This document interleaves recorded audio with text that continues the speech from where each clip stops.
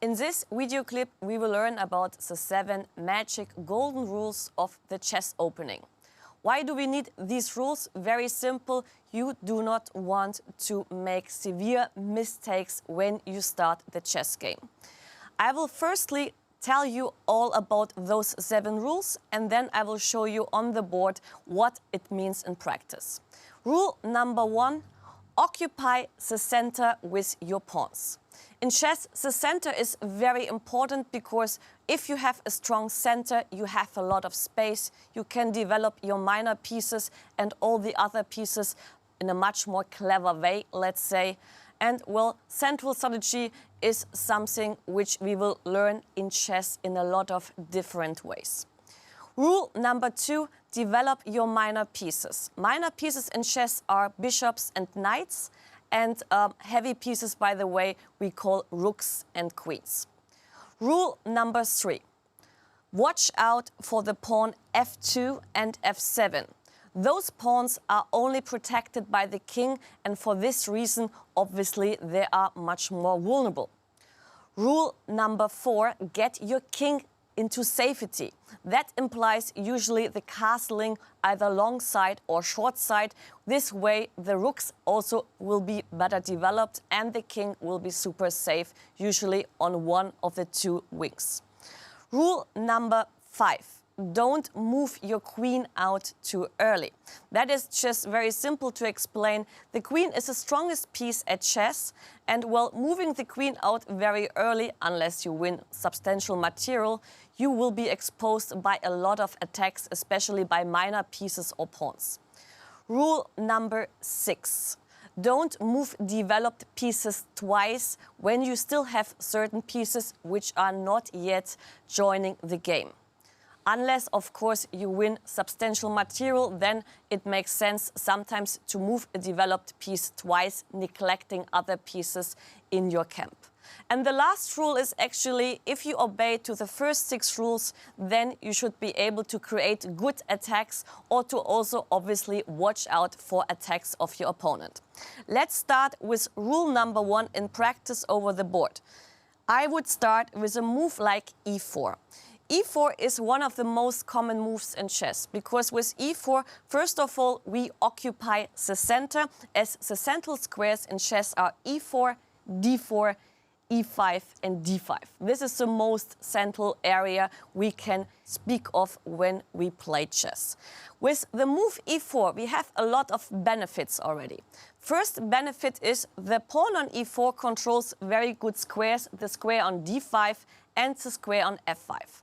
With the move e4, we open 2 diagonals. One diagonal for the bishop, so the bishop is already ready to get developed, and one diagonal for the queen, because now the queen, hypothetically speaking, can already move to squares like f3, g4 or h5. So after the move e4, well, the best or one of the most common answers would be a move like e5 to meet the central pawn with well, let's say the symmetrical response. Instead of e5, certain beginners sometimes tend to do other moves which are not very clever, because usual beginner mistakes would be moves like a5, because they would think, well, I don't move anything close to my king, so my king stays a lot safer. With a5, actually, black doesn't gain anything because that is a kind of pawn which is just at the edge of the board. It doesn't help so much to develop the pieces, maybe apart from the rook on a8, which doesn't have any good squares anyway. After a5, that would be a very good way here for white to exploit the center in the most efficient way, pushing the pawn to d4. Now looking at the position, white already controls 4 squares, c5, d5, e5 and f5, would open both diagonals for both bishops and is ready to get a very good game. So instead of a5, for this reason, after e4, the most common response is e5. Of course, there are a lot of other moves here in this position, but let's say for the beginners level, e4, e5 is what you have seen most of the time. So now we get already to rule number 2, develop your minor pieces. I already indicated minor pieces at chess are knights and bishops. So one very logical move would be to move the knight towards the center. The knight in the center is a much stronger piece because when the knight has a central position, it can control up to 8 squares. If you look at the knight on f3, it controls e5, g5, h4, h2, g1, e1, d2, d4 and e5. So 8 squares altogether. Going back with the knight to g1, we could already count a control of only 3 squares, h3, f3 and e2. For this reason, it is very logical to understand that the knight should be always centralized because the knight in the center is a very strong piece. With the move knight f3, we attack the pawn on e5, which is already, a beneficial move in a way because we develop a piece and we create a threat. So after knight e5, a very logical response for black would be the move knight c6, developing a knight and also protecting the pawn on e5. Some beginners sometimes tend to be overprotective and respond with a move like a d6. This way, obviously, they would also protect the pawn on e5, but they would somehow prevent the bishop on f8 to develop to a very good square. For example, the square c5, where the bishop on c5 would hit the pawn on f2. But with d6, actually, you don't do that bishop on f8 a favor at all. You might say or think that, well, with d6, I open the other diagonal for the other bishop, but apart from that, well, it is much more clever first to move out the bishop on f8 before playing d6 in order to develop the other fellow on c8. So let's go back, and instead of d6, knight c6 could be played. And here, as already indicated, we would not play a move like d3. We would start to develop our bishop, let's say, to c4. And here already we are at rule number 3. Watch out for the pawn on f7, because already now the bishop hits on that pawn. Nothing yet happened because the king protects that pawn, but it's already like a kind of moment when your alarm bells should start to ring and you should be a little bit more careful. For example, here a move like knight f6 is not a mistake because it is actually a kind of theoretical move, but just to show you how vulnerable this pawn can be, here a move like knight g5 already causes you a lot of troubles because now the pawn on f7 is attacked twice. You cannot really protect it by the queen because yet you would lose material as knight and bishop are altogether 6 units and the queen on e7 has 9 units plus the pawn on f7 1 unit. So we can now capture on f7 and would win substantial material. So of course, here after knight g5, there is a response in order to protect the pawn on f7. This would be the move d5, but this is just now about it. We will not get further in this moment because this is now going to be a very long variation. Not important for us in this clip. Important is to understand that we should always keep an eye on the pawn on f7. So let's say instead of knight f6, black would just do the same, playing bishop c5. We, by the way, call this kind of lineup the Italian opening. So now after bishop c5, white would, let's say, develop with d3, which means it will help to improve the center pawn on e4 and also wakes up the bishop on c1. Now the bishop on c1 can actually move out. So after d3, let's say knight f6 and now short castle. This is now rule number 4. Get your king to safety. This we managed playing castle, and now you can already see the difference. The f2 pawn is not only protected by the king anymore, but also by the rook. So we can really witness that now the f7 or the f2 pawn, I mean here for white, the f2 pawn is not a big issue anymore. Let's go back and not investigate on short castle. Let's go to the next rule, the 5th rule. I mean, by the way, the rules are always, of course, reversible. You can change the order as you like. Important is that you memorize those rules.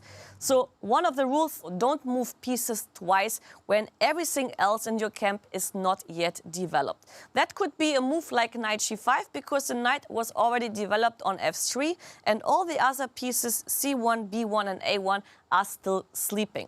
Of course, we create a threat now on f7.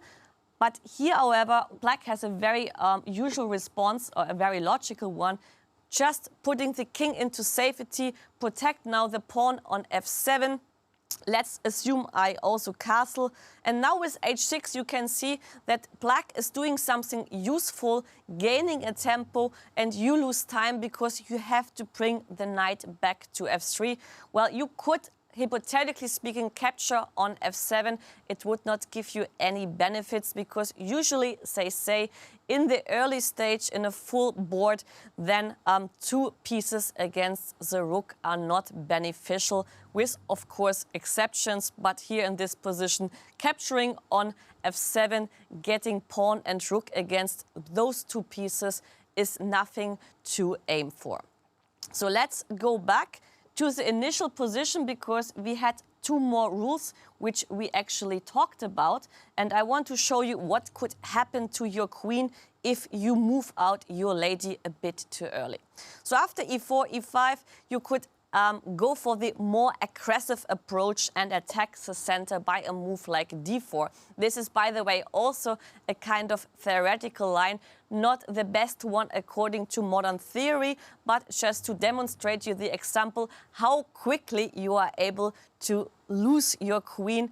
And well, let's see. So after d4, let's say black captures on d4 and you would like to capture back with a queen.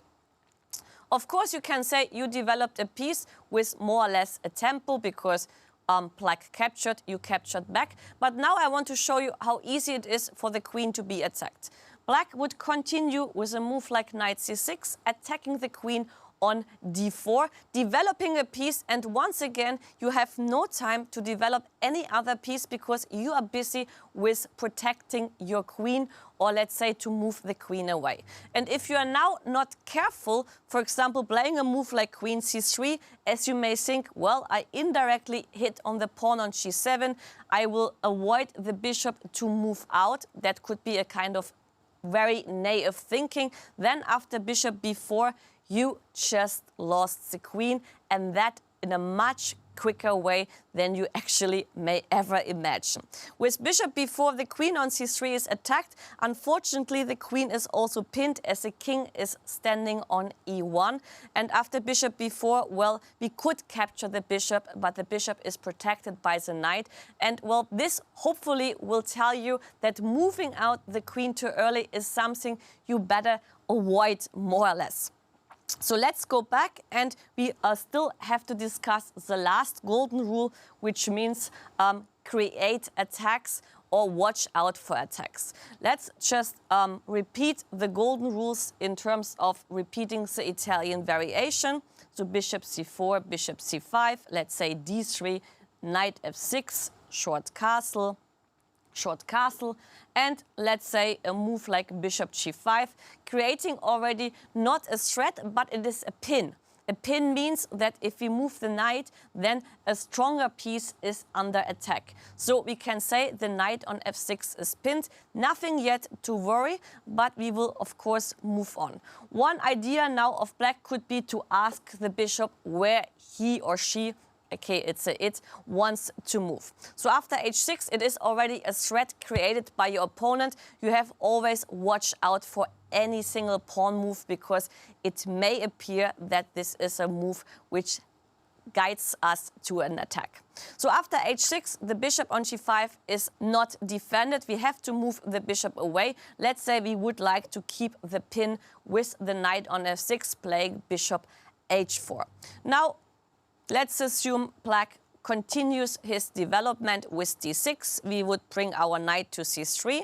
And let's say black is not very careful, playing a move like a6. And now what I meant with the last golden rule is it is always nice to create attacks especially with very logical moves. So knight d5 could be such a move, increasing the pressure on f6. Now we have two pieces, the knight and the bishop, attacking the knight on f6. Well, black still cannot move that knight as the queen on d8 is under attack.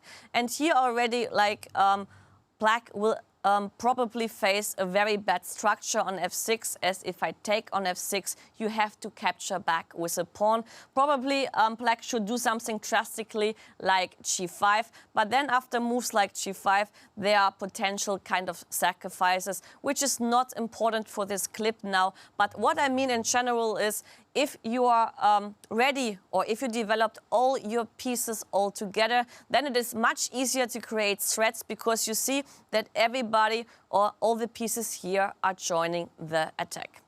So I hope this was instructive for you, and this will help you to avoid any big accidents when starting a chess game.